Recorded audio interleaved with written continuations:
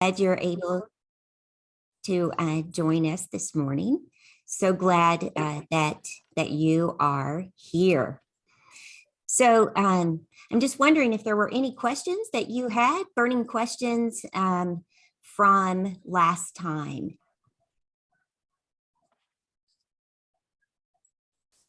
I know you all are just reading along. And I hope diving deep into the works.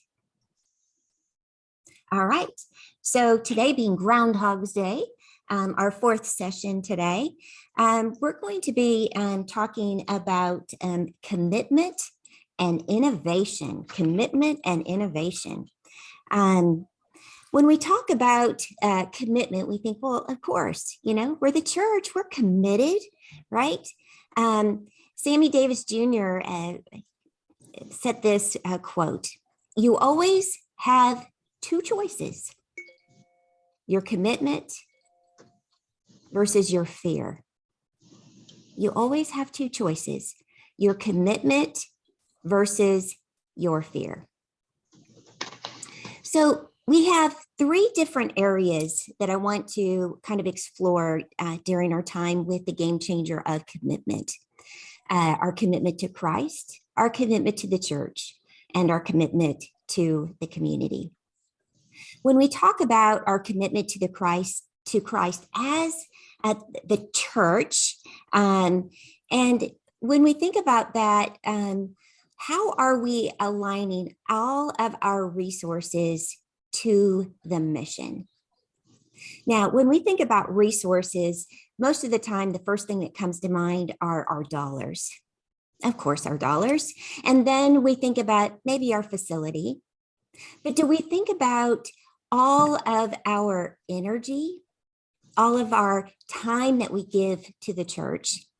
And then what about the programming, the ministries, the events? How are all of those things aligning to our commitment to Christ in the mission of making disciples? We talked about last week about how much of what we're doing results in the purpose in which we exist, the purpose of making disciples. We talked about church planters, one disciple when we start out planning a church makes one disciple. And before long, it takes 5 disciples to make a new disciple. And then it's 20 to 1. And we're to the point of taking about 85 disciples to make one.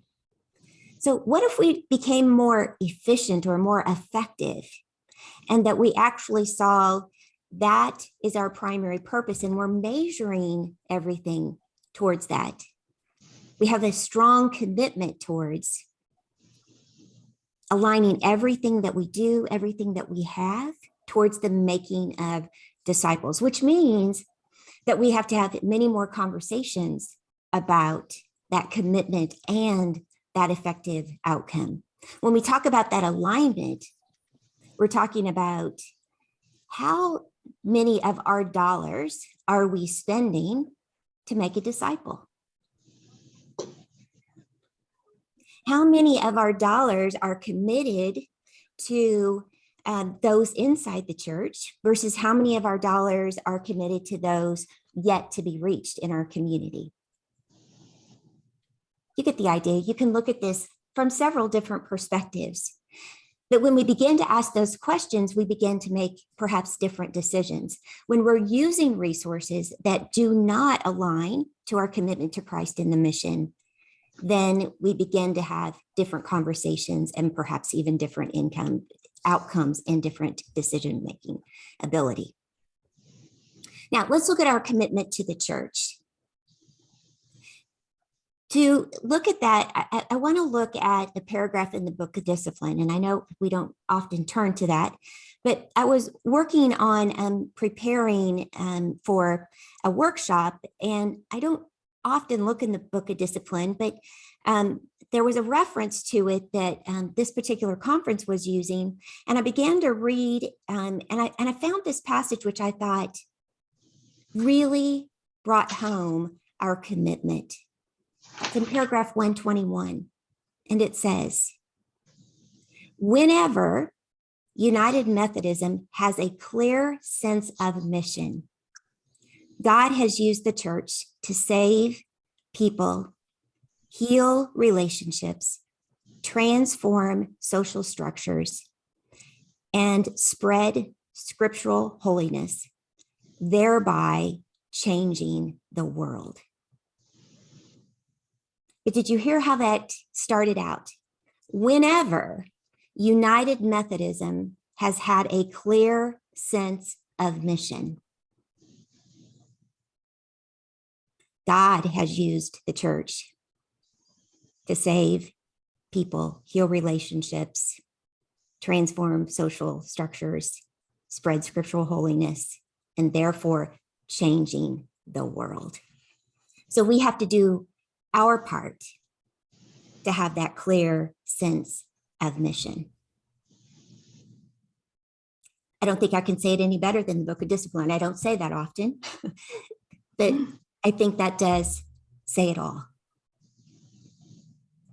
When we look at this third piece, our commitment to the community, I think this is where sometimes we really have to examine our sense of commitment. So often we have our commitment that is so focused on those already gathered to the detriment of our commitment to our community.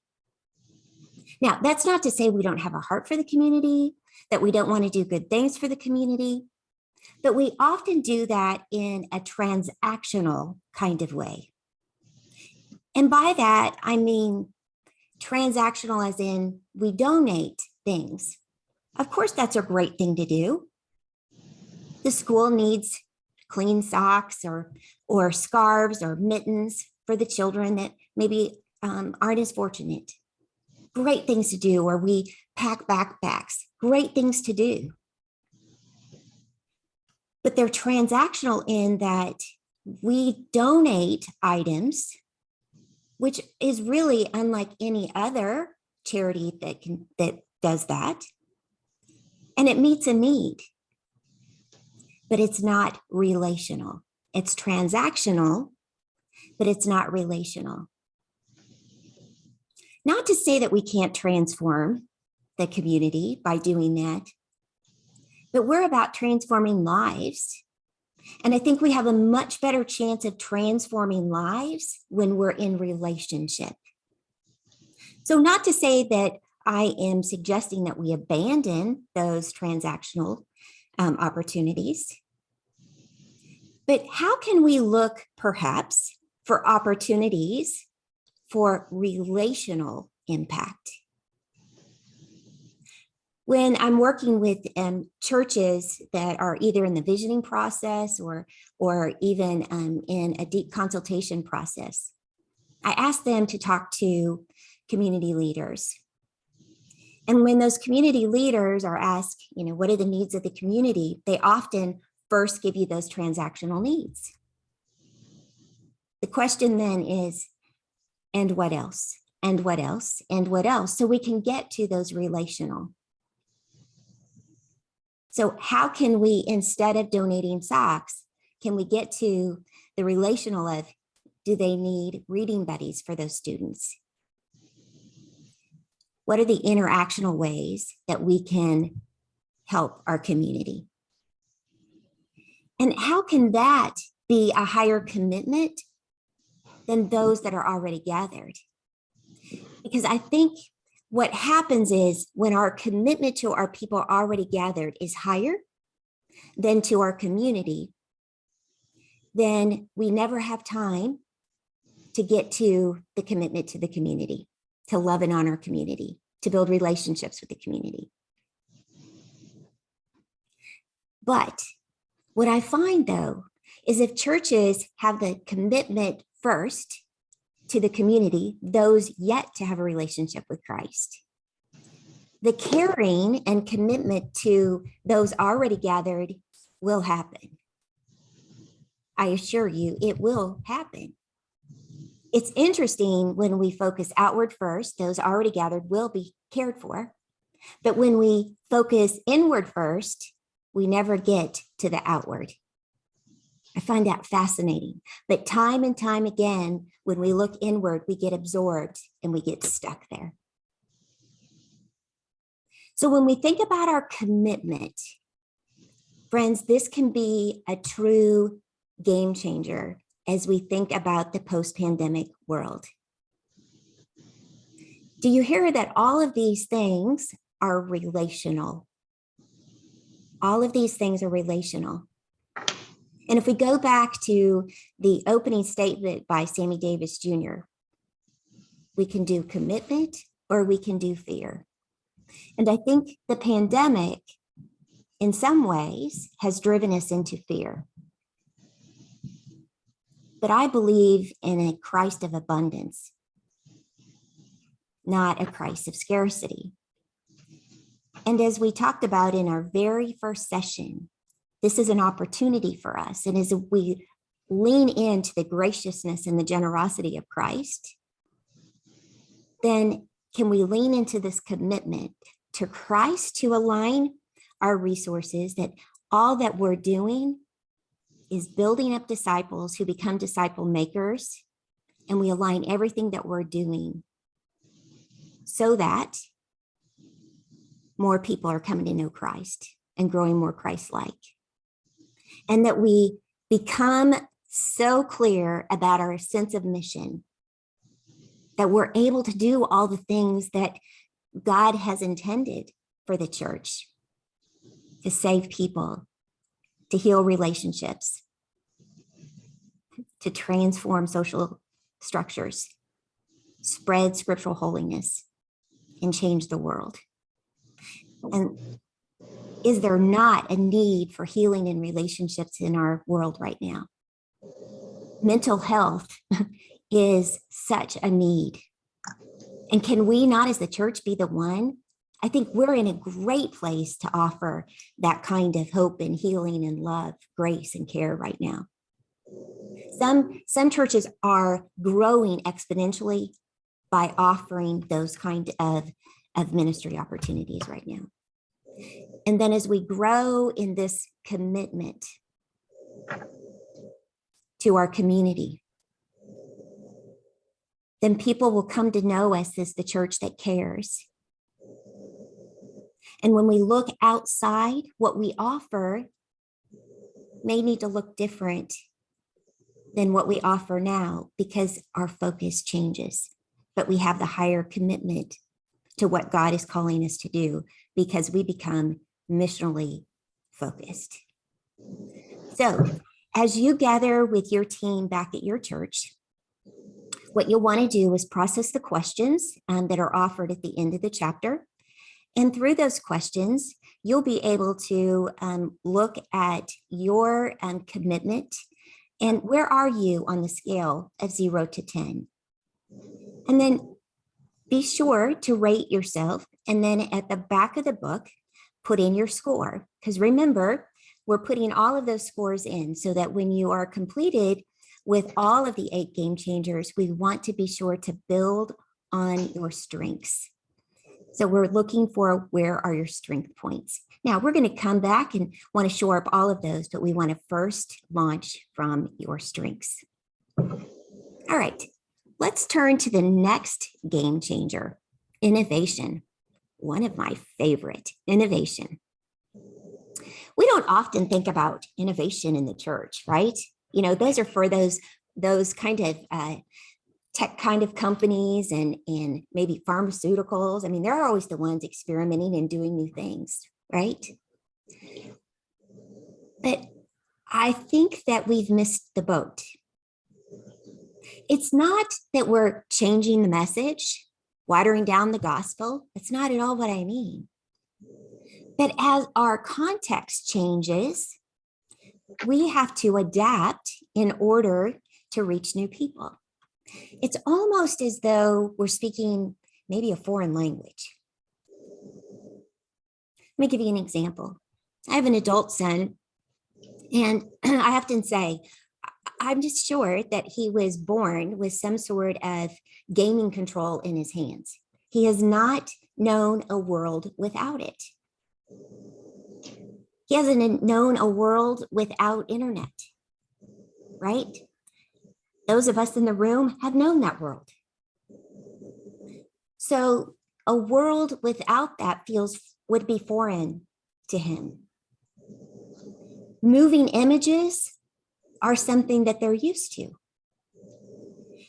I remember going to a parent-teacher conference in high school. Well, I think it was a parents' night out, so there was a lot of parents in the room, and it was one of those chairs, with like just a little return on the arm for the desk type, and the teacher was telling us about what the class was going to be, and he asked a question, and here we were raising our hands to answer, and he went, no, that's not how we do it here. And he said, reach below the desk. There was a little basket, under the desk, and he said, pull out the little console, and on the device you'll see, A equals yes, B equals no. And then he went on to the next question, and then there was a key of A equaled a different answer, B and C. So you didn't use your hands anymore, and it was, of course, a smart board up front. That is how you interacted in the class, right? That's the way that they actually communicated, right? There were instant polls, you didn't have to raise your hand or fill anything out, right? I hate to tell you about, overhead projectors, right? Now I'm really aging myself, right? And chalkboards and then we thought it was all that when we got to whiteboards. That's, Stone Ages. And we are still having fights about putting technology, in churches. But if we're not speaking the language of the folks we're trying to reach, it's like they can't even hear us. So it isn't about, as some people say, entertainment. It's just about offering a communication mode that people can hear and understand, that they can engage in. I often hear, well, those youngins aren't paying any attention, they're on their phones. What I find is that oftentimes when you refer to something in conversation or perhaps in your sermon, they are looking something up, they're cross-referencing it, or they're diving deeper into a particular word that they heard. Or you mentioned some sort of character or person, and they're wanting more information. They're probably more engaged than some of the others that might be napping on the back row that have been, members for 40 years. So just because they're on their phone does not mean they're not engaged. It's a different way for them to engage. I think the other thing is, we were all solo learners. That's the way we were taught to learn. But our millennials, especially the younger millennials and our Gen Z, were brought up to learn in teams, in cohorts. It was all about teaming in the way that they learned and also in the way that they did projects. So all of those things, friends, have so much to do with the way that we need to communicate and reach. And so if we're not constantly innovating as a church, again, it's not about changing our message, but it's changing our methods and our modes. And I think that's where we get caught up, is we think that we are having to change the gospel in order to reach people. And that's not at all what this is about. So when we think about needing to innovate, right, there are many companies that have anywhere from 10 to 30 to 40% of their budget that is classified as R&D, research and development.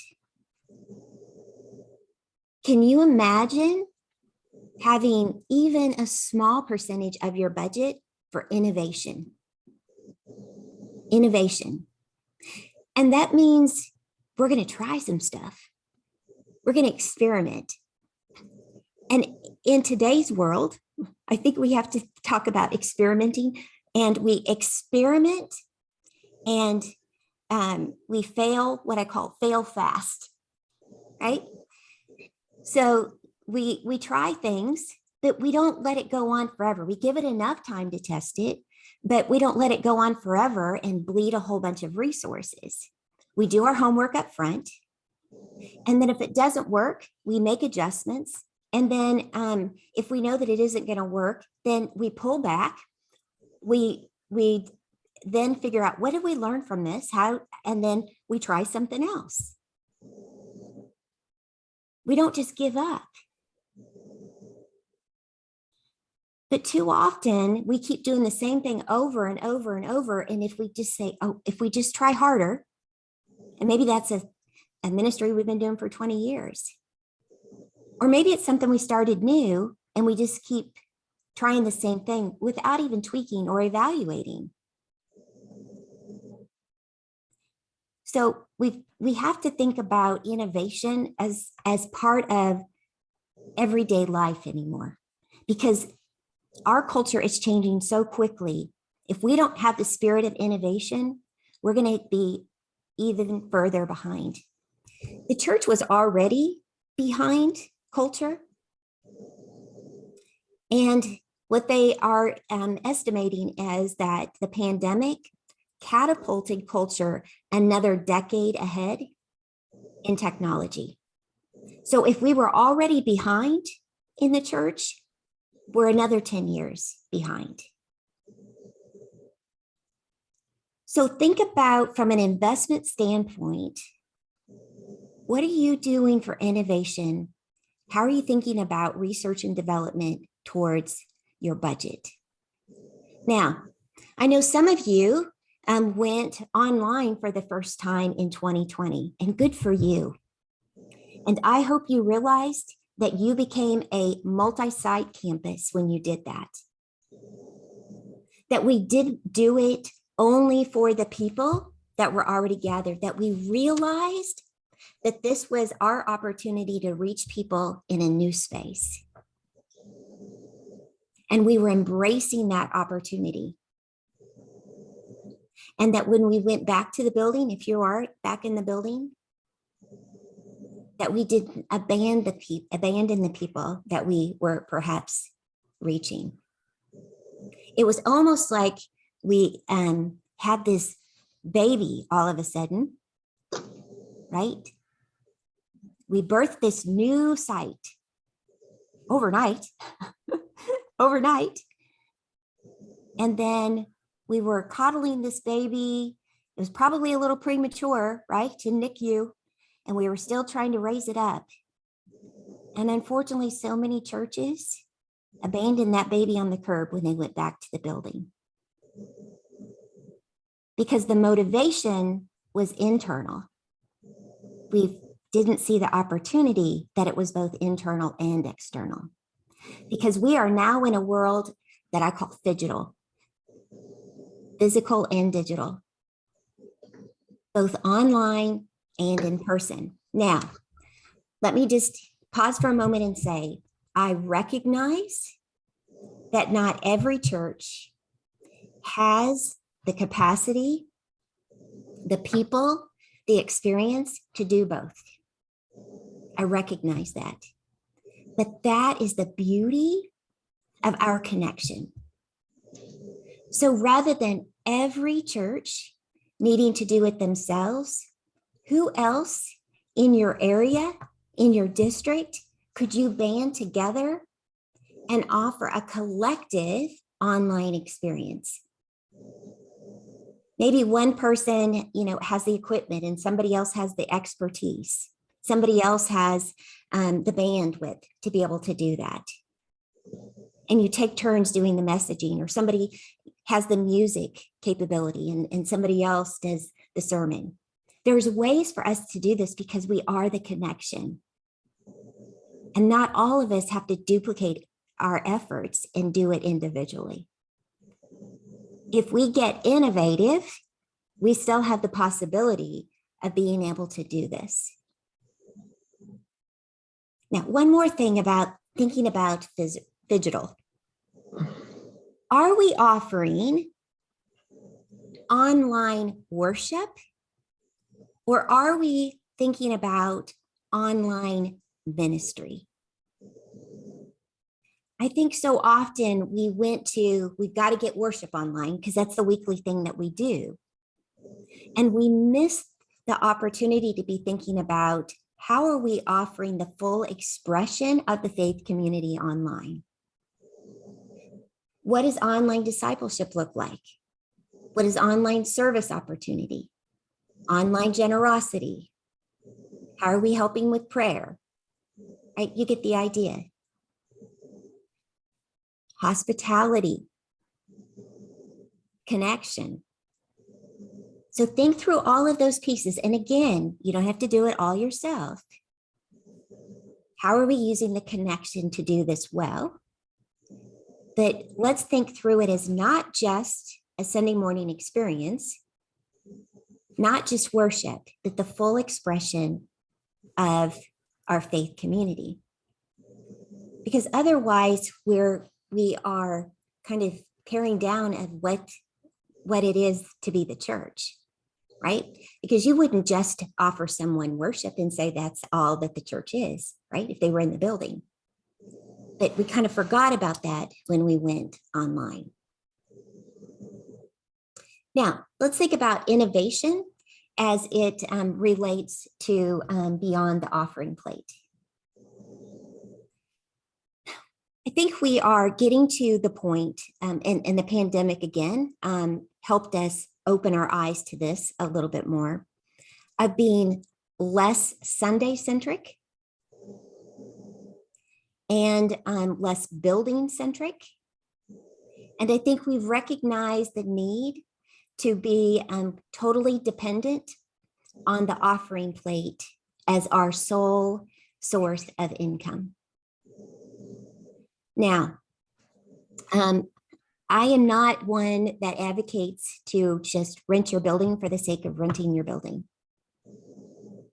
I don't think that is the intention of our most expensive asset. And most of the time, our building is our biggest asset. However, we have to think about all of our assets. And we often forget about some of our assets, like our experiences, our expertise. Some churches have commercial kitchens, awesome commercial kitchens. Some have land. Some have like huge smokers, like they take to competitions. Some have equipment of different kinds. When we think about assets, it's well beyond money and buildings, right? And the experiences and the passions of the people gathered. And when we do some asset mapping, and you get with some folks who can kind of help you be creative and innovative, and where are the intersections of thinking about leveraging those assets to do ministry with, that might also have some additional income streams. Now, you can have additional 501c3s under it, and you can have for-profits. Now, of course, you've got to be careful with all of that, and confer with attorneys and CPAs and everything, but there's ways to do that all legally. But we've got to be innovative to do that. Rather than just sit to the place of use all of our endowments just to keep the lights on, care for the building, and wait until we bury the last person. I think there's ways that we can do some really creative things to have impact on the community, make new disciples, and have additional income streams. Let me give you some examples. There's a church I've been working with that has a commercial kitchen. They have caterers that are trying to do new businesses, like they're launching new businesses, but they are beyond their kitchen, but they can't quite go into the big commercial kitchens and afford that yet.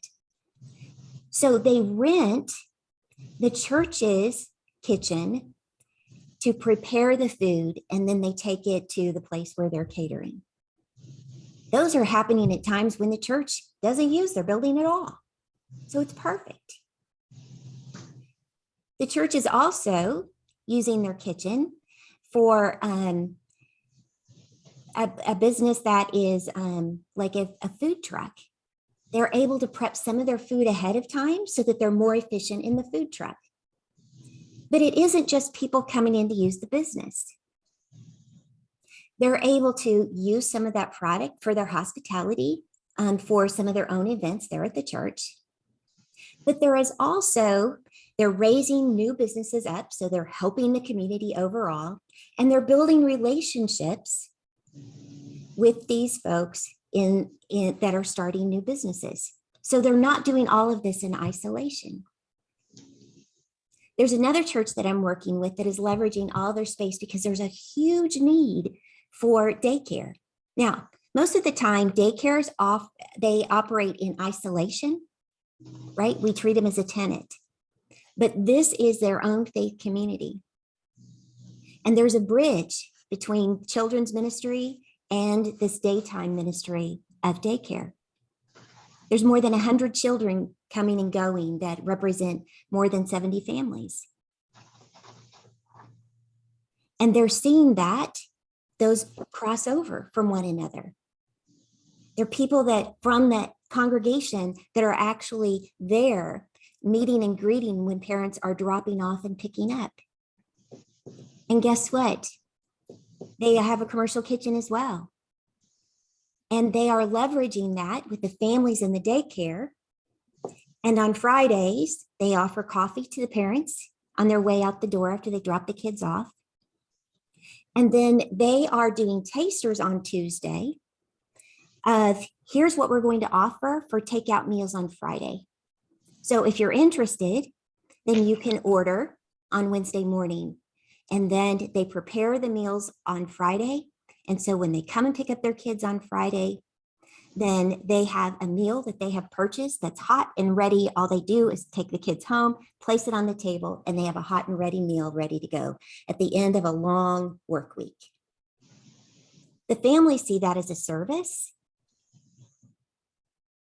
and they see it as a ministry, but see the interaction that's happening from the congregation, and they're leveraging assets in order to have those additional income streams. That church has an additional $10,000 to $12,000 a month in income from that ministry. They are employing about 40 people in their community for that ministry as well, right?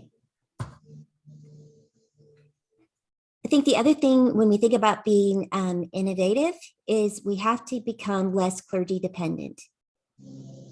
I call it the spoken wheel. You know, we have to get to the point of not every decision, every relationship being reliant on our clergy. How can we be more in relationship and co-leading? And I'm not going to place blame on anything. It's happened for a lot of reasons, and everybody's got their responsibility in that. But I think we need to work intentionally in becoming less clergy dependent and becoming more in partnership with one another. And what if we were to be more intentional with bivocational? Here's what I mean by that. I don't mean bivocational like, okay, it's a part-time pastor until we can get them to a point of being in full-time ministry, like to grow the ministry, or that a full-time appointment is available. No, intentionally bivocational. Why? Because then the pastor is actually in the marketplace during the week, hanging out with unchurched people.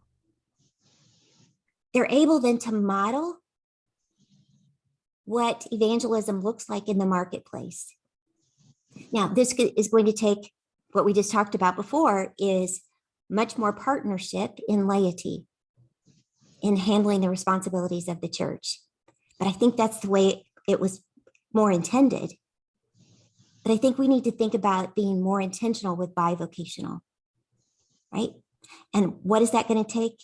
Mature disciples to do it. Spiritually mature disciples, which means we got to make sure that we have intentional faith development processes in our church. We have expectations of disciple making, and we're helping direct everyone. So often we do all of these ministries, but we don't help people connect the dots. We're doing this so that it can help you take your next faithful step on your discipleship journey. Or do we plan things in the life of the church, helping people take their next faithful step? Do we get all of those pieces connected for them, or are we even planning them so that they are in alignment with the faith development process? All of these things have to fit together in order for all of that to work, obviously. So in order for us to be innovative, here's some things that we have to embrace. We have to embrace a culture and encourage a culture of innovation. So we can't have folks fighting against it, right? Or it's going to hold everyone back. If we say, yes, we want to be innovative, but the first thing that happens when someone goes in and said, I have an idea, that it's squelched, we're not going to have people want to step up and want to be innovative. Or if we don't have the budget, say, yeah, go out and be innovative, but we're not going to support you in any way. This is a cultural shift. And we know cultural shifts take a while to take hold, right? So the intentionality has to be there until it becomes culture, right? And so leaders have to go first. And we have to model it and encourage it. And then we have to make it as an expectation. Of course, we're going to innovate. Of course, this is who we are. This is what we do. Because the mission is so important. We are so committed to it that we'll do whatever we need to do in order to reach people. The gospel is the gospel. That we are not going to hold on to the modes, the methods that we've done it. We're willing to innovate the way that we do it because the message is so sacred. So it is a change in culture to get to innovation. That we have to start in a place of saying, we're willing to adopt this because it's about the mission. It isn't about just wanting to be innovative for the sake of being innovative because it's the cool thing to do. We're innovating so that we can be more culturally relevant to reach people for Christ. So let's go on and open it up for some comments and questions.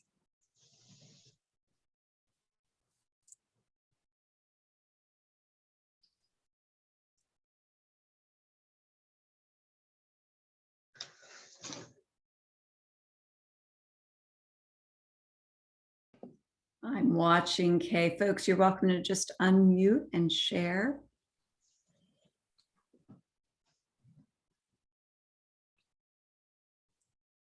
I just want to thank you for, let me start my video here. I want to thank you for this information. Our church is in the process of doing a community connection day in June. I've been using a lot of these things that you're sharing, and especially this part about relationships. Like, we're going to have the fire department and the Bloodmobile and 20 different communities, like Bethlehem Health Bureau, all these different things, these organizations coming in. But to be able to establish relationships with them as we're doing this is come through to me very clear. And we are starting to focus on that also. That's awesome. That's awesome. Glad to hear that, Donna. I'm so thrilled that this has been helpful for you. So I think I've said, who is your Patty, right? I've shared my friend Patty. It's like every church has their Patty. Patty is my friend that if you get on the elevator with Patty, if you've never met her before in your life between floors 1 and 4, she will know your life history and you don't even know that you've told her, right? And she will remember every detail. And so the Patties don't need a job at those kind of events other than set Patty free to have conversation with people.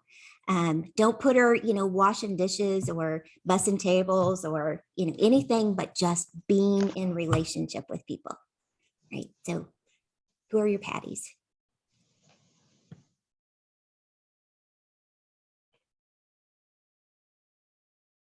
Okay, there's a few questions in the chat. One is specific to clergy, but I think I'll rephrase it to say, what do you do when folks in your congregation are resistant to technology? Yeah. I often take it back to a personal story for them. So, do you have children? Do you have grandchildren? And how do they communicate? What's their preferred method? And what would you be willing to do in order for them to have a relationship with Christ? Because most often, those folks have that hurt, that burning desire of their own family members not being involved, but they also know that that's their preferred technology. So if you can make it personal, sometimes, Donna, I find that that's the way to get to it, as opposed to, well, we should, but to have those stories. Now, this isn't necessarily technology, but it was a change in worship times, which is just as much, right? But we were kind of strategizing how to kind of approach this change. And so the pastor and I were working on, what do we do? So we went into this group of folks who were at the early service, and the actual youth either had the choice of going to youth Sunday school or to the modern worship experience. They were on top of each other, because what happened? We added a modern worship experience, but we weren't willing to change the whole Sunday morning experience. So we had to put it on top of Sunday school, right? Does this sound familiar? But what they didn't realize then is that made the youth have to do a choice. So if you're going to do worship, you had to go to traditional. If you're going to do Sunday school, then you didn't get to do worship. So the conversation started with, could we just have some time after worship? And so the pastor said, how many of you go to Sunday school? And how many of you have been in Sunday school, for a long time? Oh yeah. How many years? 30 years, 40 years, 60 years. What has that meant to you, in your relationship with Christ? Well, that's where I've really formed my relationship. I can't imagine, where I would be in my relationship with Christ without it. Do you think that's important for our youth to have? Oh, absolutely. Absolutely. So what about your children and your grandchildren? And then the stories of, well, my children and grandchildren, strayed away. Why do you think that is? Oh, they just don't have time for it, or, And then he said, would you be surprised that we're making the youth and children and young families in our church make a choice that they can either do Sunday school discipleship or have a modern worship experience? They can't do both. What do you mean, Pastor? And then had to point out that the scheduling was an issue to be able to do both. Well, we had no idea. And so once it was the personal story related to the issue at hand, it's like, well, then what do we need to do? How do we fix this? And it's like, well, what do you think we should do? So then they came up with a very solution that really what needed to happen is what he already knew needed to happen, but they named it. And so it was the older folks that they were most concerned about of making the change, because they were going to give up their service, their time. And they're the ones that said it, advocated for it. And so therefore there was no resistance. Right. So I think we start personally. right? Find the touch point. Love that. Tim Smith, do you want to unmute and ask your question? I see it in the chat. Just want to make sure we get it right. Okay, I was having trouble wording it in the chat. What specifically does it look like? You talk about budgeting for the people in the community as opposed to those in the church, but I'm wondering what something specific that they can do. I know the one church, they hired somebody to be into the community, but it didn't, COVID kind of stopped that, but just kind of, what does specifically would that look like for a local church? Yeah, that's a good question, Tim. And it can look at a lot of different ways.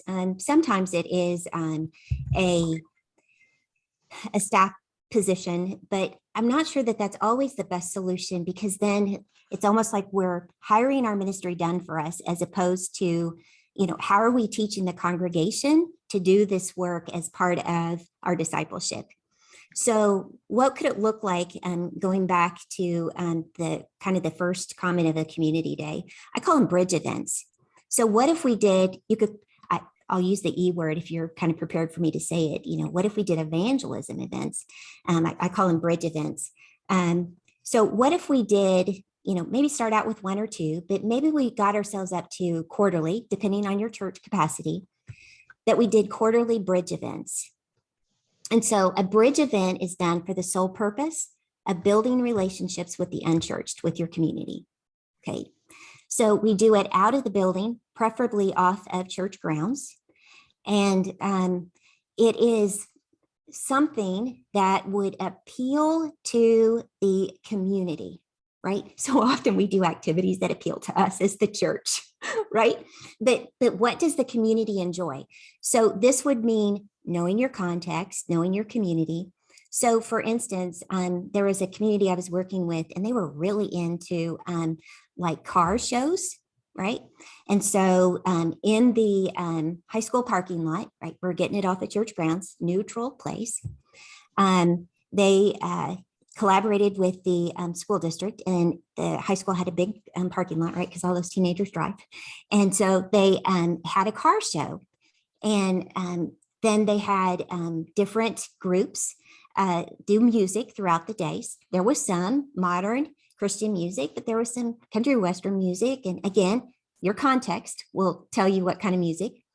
And they had, some refreshments and that kind of thing. But they also had, of course, they had prizes, and they have their own little clan, by the way. They have their own user groups. And when you do that kind of thing, they have their own car clubs. They send out their own mailers. And so it grows bigger than you even imagine. So if you get with one car club, they then connect with other car clubs in other counties. So it can grow bigger than you can imagine. But then have a place where you can do some sort of drawing. Again, figure out something of value that people would be willing to say, for the chance to be able to win that, okay, it would appeal to them because of who they are. So it could be something car related, right? Because if they're car enthusiasts, then, maybe it's a detailing for their other car that they drive all the time, some sort of detailing package, okay? And so this is how you're going to get their name, right? So there's a relational component, and you're going to get their name, and you're going to give away that detailing package. Now, I say that it's, I have to make it a P-free zone, okay? No prayers, no preaching, no pocketbooks, all right? And what I mean by that is, it isn't about getting on stage and preaching. It isn't about, praying and getting people uncomfortable.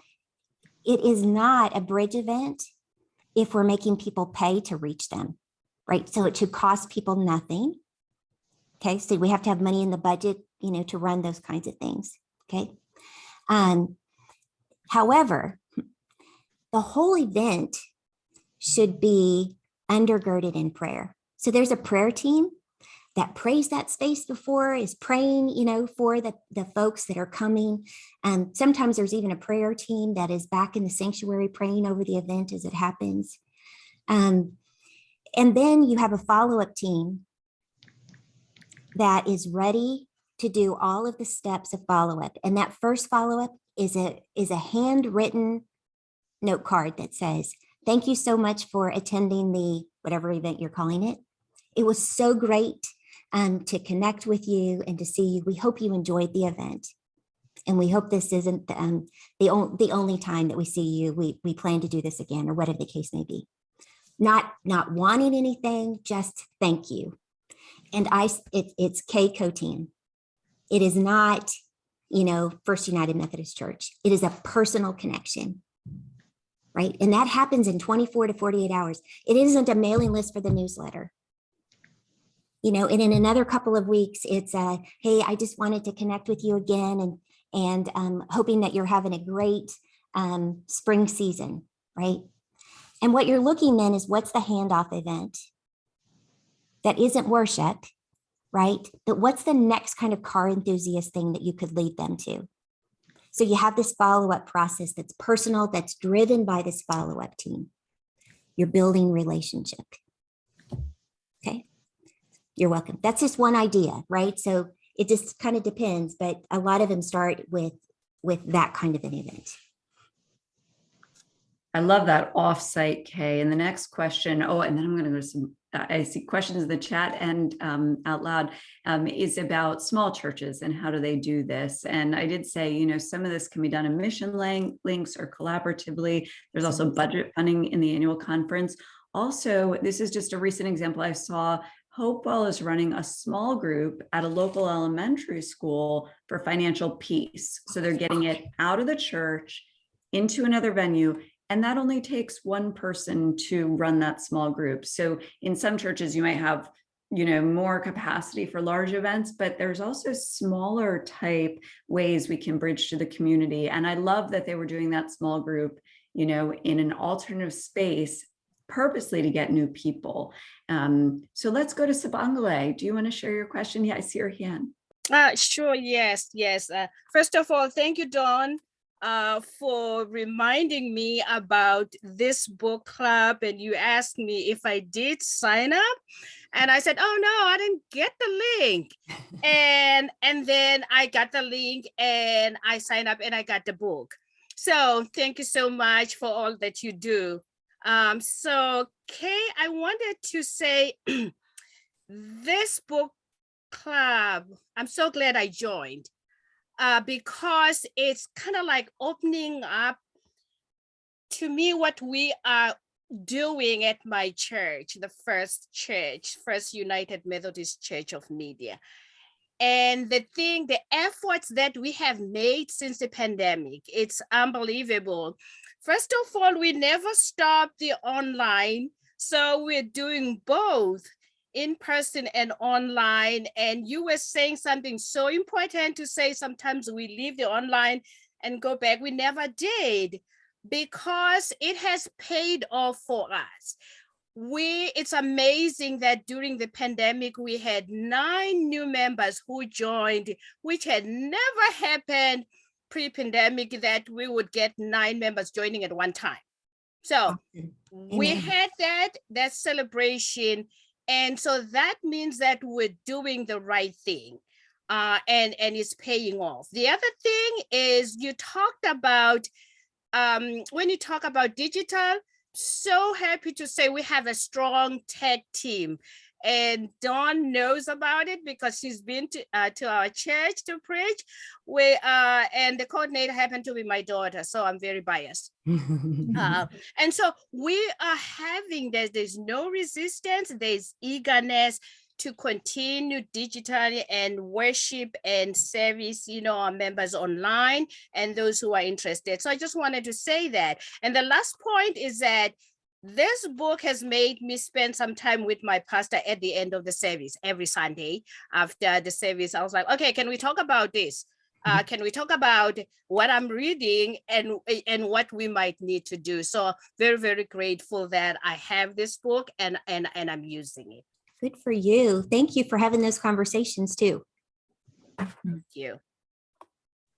I know we're at 57K. I got one last question that came a couple time, so maybe we'll end with this.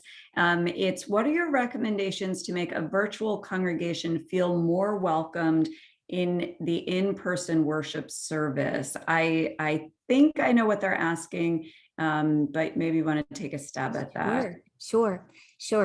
I think especially if you're streaming, right? You're streaming live, then but I just had a conversation with the pastor yesterday.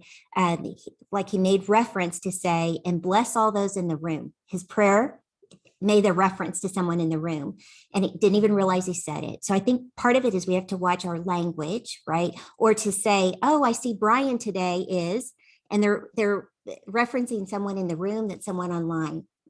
So always be inclusive of our language to make sure that we're including people at home in our language. Always be looking in the camera so that you're not just, people don't look like they're only looking in the room. Close-ups, right? As much as possible. When you have cameras from the back of the room, like from the balcony, it looks like you're observing as opposed to engaging. I think that's important. I think a worship host online is really critical. And sometimes to get it started, I say you have to have plants. And I don't mean that to be inauthentic, but someone else who you know is a disciple is also online, who is going to interact with the host to kind of break the ice, if you will, in conversation. And so the worship host isn't there just to say good morning, but also to interact and interject throughout the worship experience of reiterating points, asking questions throughout the experience so that they feel involved throughout. So constantly those leading include in the way the camera angles are and in their language, but it's also critical with your worship host. So I hope that was helpful. That's great, Kay. And lots of good stuff in the chat as well about ways that churches are, I've been able to go to churches and see this happen, right? It was so neat at First Media. So I was not expecting it. Suddenly a young adult is on the screen. He's at his house. He's reading the scripture. We're in person. We're watching it, right? It was amazing during prayer time. They brought in prayer requests they said, oh, John's online and he wants us to pray. It was beautifully done. They went back and forth between in-person, online. I love what Lisa said about mentioning people who are online with us. I was at a church on Sunday where they said, this week online, we have, together our attendance is, and we're here. It's beautifully done. So churches are beginning to integrate. And then I would just say, as we close out, I think worship is one piece, but remember, Monday through Saturdays are real, that. I love what you said, Kay, about reaching people, getting to know them. What are their stories? What are their lives? People are holding up so much. So, that phone call you make to that online worshiper today, that could be the most important phone call of their week. So, Kay, thank you. We're on week 4. We have one more to go. Invite a friend next week. If you are willing, have them come and hear this. Someone from your church that might need to hear this conversation, they are welcome. So God bless you, friends, and have a great day today. Yeah. So we'll see you next week for resilience and courage. Have a great day. Thanks, Kay. Bye. Friends.